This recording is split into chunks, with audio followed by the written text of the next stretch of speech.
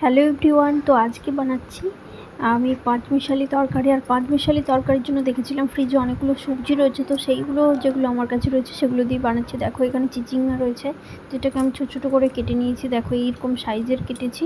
এখানে পটল নিয়েছি, পটলগুলোও ছোটো ছোটো করে কেটে নিয়েছি। আর এই পাশে দেখো কিছু ডাঁটা ছিল, সজনে ডাঁটা, সেটাকেও কেটে নিয়েছি। আমি একটু মিডিয়াম সাইজের করেছি। কুঁদরি রয়েছে, ঢ্যাঁড়স রয়েছে, সাইজগুলো আমি দেখিয়ে দিচ্ছি। গাজর রয়েছে, তোমরা চাইলে আরও কোনো সবজি যদি কুমড়ো টুমড়ো থাকে, কোনো শাক সবজি থাকে সেগুলো দিতে পারো। তো তারপরে কিছুই নাই, কড়াইতে তেল গরম করতে দিয়েছি। এখানে সর্ষের তেল আমি ব্যবহার করছি। সর্ষের তেলে দেওয়ার পর আমি এখানে 5 ফোড়ন তেজপাতা দিয়েছি।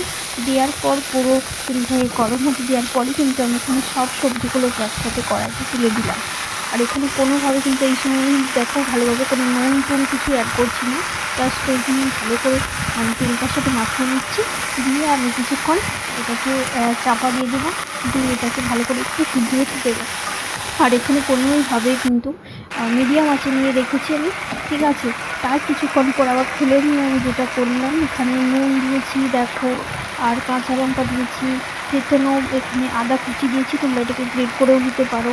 হলুদ গুঁড়ো দিয়েছি, টমেটো দিয়ে দিয়েছি। আমি টমেটোটা তোমরা একটু বড় দিতে পারো, বাট আমি একসাথে দিয়েছি যাতে ভালো করে সিদ্ধ হয়েছে। আর এখানে কিন্তু আমি এখানে হলুদ গুঁড়োর সাথে দেখো এবার আমি লঙ্কা গুঁড়ো দিয়েছি।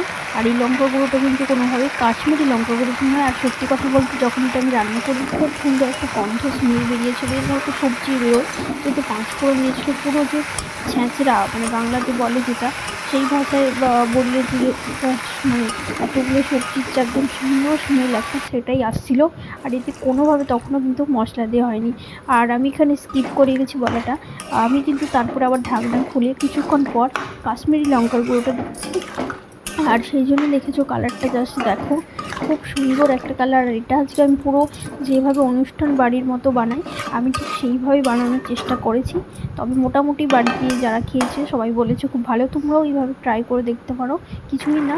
আর তারপরে দেখো এটাকে ভালো করে 2-3 বার সিদ্ধ করে চাপা দিয়ে খোলার পর এইভাবেই প্রসেসটা আমি অনেকক্ষণ ধরে করেছি। দেওয়ার পর কিন্তু একটু অল্প জল দিয়েছিলাম, নাহলে এটা নিচের তো লেগে যাবে সবজিগুলো, তাতে ভালো হবে না। আর তারপরে একটু কিন্তু আমি চিনি দিয়েছি, চিনিটা তোমরা যেভাবে খাবে সেই রকমই।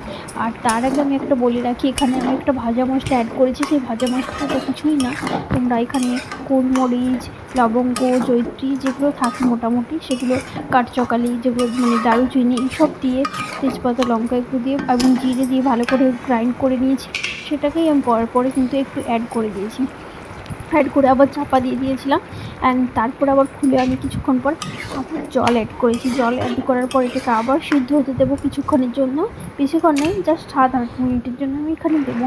আর তারপরে এখানে দেখো একটা এই যে গোলাটা দিলাম, এটা কিছুই নেই, গোলাটা কিন্তু হচ্ছে একটা ময়দার গোলা, ময়দাতে একটু অল্প জল দিয়ে সেই গোলাটাই দিয়ে দিলাম, যাতে একটা গ্রেভিটা খুব ভালো হয়। এবং সেই গ্রেভিটা আমি দেখো দিয়ে দিয়েছি। আর দেখতেই পাচ্ছ কি সুন্দর কালার, এবং যে গ্রেভিটা জাস্ট সেটা দেখো। আর নুন চিনিটা ঠিক মতো দেখে নেবে।